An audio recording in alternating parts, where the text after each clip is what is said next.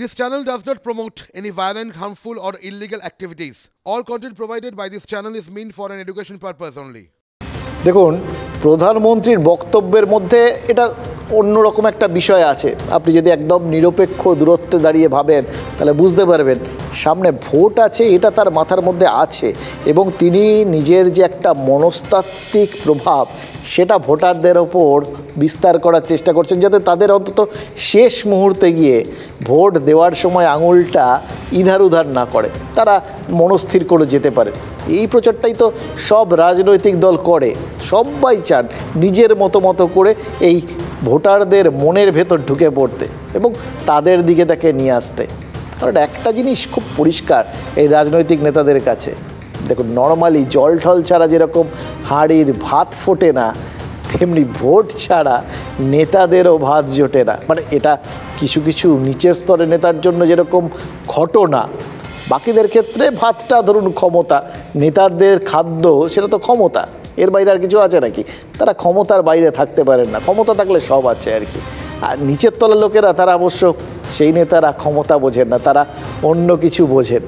এবার ধরুন দেবের মতো একজন সুপারস্টার অভিনেতা টার্নড নেতা বা নেতা টার্নড অভিনেতা, কোনটা জানি না, এরা নিজেদের চরিত্র বদলি খুব ভালো করতে পারেন। যেরকম একটা সিনেমাটার থেকে আরেকটা সিনেমায় গেলেই এদের চরিত্রগুলো বদলে যায়, এরা রাজনীতিতেও প্রতি মুহূর্তে নিজেদের চরিত্র বদলান। এই যে দেব ধরুন, নর্মালি তার ভাত নিয়ে তো কোনো রকম প্রশ্ন উঠবে না, এর জন্য তার রাজনৈতিক নির্ভরতা থাকার কথা না। কিন্তু তিনি কি বলেছিলেন? তিনি বলেছিলেন এই রাজনীতি এটা আর আমি নিতে পারছি না। এই রাজনীতিতে যারা চোর নয় তাদের প্রমাণ করতে হবে যে তারা চোর নয়, তারা চুরি করছেন না, কিন্তু যারা চুরি করেন তারা বহাল তবিয়তে থাকেন। অর্থাৎ যে রাজনীতির থেকে তিনি দূরে সরতে চাইছিলেন, নিজের ইমেজটাকে বাঁচাতে চাইছিলেন, সেই রাজনীতিটাকে তিনি কিভাবে দেখিয়েছিলেন? তখন বলেছিলেন এই রাজনীতিটা চোরময়, তাই তো দাঁড়ায় মানে তিনি ওখানে থাকতে চাইছেন না, এখানে তারাই থাকে যারা চুরি করে। পরিষ্কার বাংলা মানে এইটা দাঁড়ায়। সেই জায়গাটাতেই আজ তৃণমূলের সর্বভারতীয় সাধারণ সম্পাদক আর তৃণমূল নেত্রীর সাথে বৈঠকের পর তিনি বেমালুম ডিগবাজি খেলেন। দেখুন এই জায়গাটায় দাঁড়িয়ে আপনাকে মানতে হবে দেব কিন্তু নেতা হয়ে গেছেন, নেতাদের কাছে ডিগবাজি খাওয়াটা কোনো বিষয় নয়। এবং তার থেকেও বড় কথা, যখনই সামনে কোথাও কাদার ছিটে ফোটা ইধার উধার ঘুরে বেড়াচ্ছে দেখেন, তখনই তারা কিন্তু নিজেদের একটা দূরত্বে সরিয়ে নিয়ে আসেন, এমন ভাব সাধারণ মানুষের সামনে তুলে ধরার চেষ্টা করেন যে তারা নিজেদের ভাবমূর্তিটাকে বাঁচানোর চেষ্টা করছেন। সামনে গেলে ওই যে কাদা ছোড়াছুড়ি চলছে ওগুলো তার গায়েও লাগবে, তার ইমেজের মধ্যেও কালো দাগ পড়ে যাবে। তিনি সেটা হতে দিতে চান না, তিনি ব্যতিক্রমী।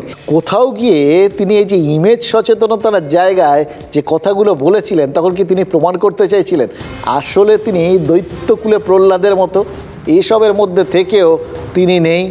ঠিক যেরকম করে পরবংশ বলেছিলেন যে ওই কাদা পাঁকের মধ্যে থেকে দুধটা শুষে নিতে হবে, তিনি কি সেই মোক্ষ লাভ করে গেছেন? এই কনফিডেন্সটা আসার পর তাই জন্যে তিনি আবার ফের ঢোক গিলে ভোটে দাঁড়াতে রাজি হয়ে গেলেন? নাকি এ আঠা এমন আঠা একবার লাগলে ছাড়ে না? আমি আজকে একটাই কথা বলবো, যেটা আমি লাস্ট যখন এয়ারপোর্ট থেকে বেরিয়ে বলেছিলাম কি আমি চাইলেও যে আমি বেরিয়ে যাবো বা আমি দাঁড়াবো না সেটা হবে না। দিদির মতামত খুব ইম্পর্টেন্ট। আজকের জন্য একটা লাইনই বলতে পারবো বা বলতে চাই কে যা বুঝতে পারছি, যা দেখতে পাচ্ছি, আমি রাজনীতি ছাড়লেও আমার মনে হয় রাজনীতি আমাকে ছাড়বে না। কাঁচকলা হবে, কাটালে আমরা 2 লাখ ভোটে জিতবো। সব মোদিজির বাইরে কেউ ভোট দেবে না, কেউ পাগল নয় দেশটাকে ইউক্রেন আফগানিস্তান করে দেবে।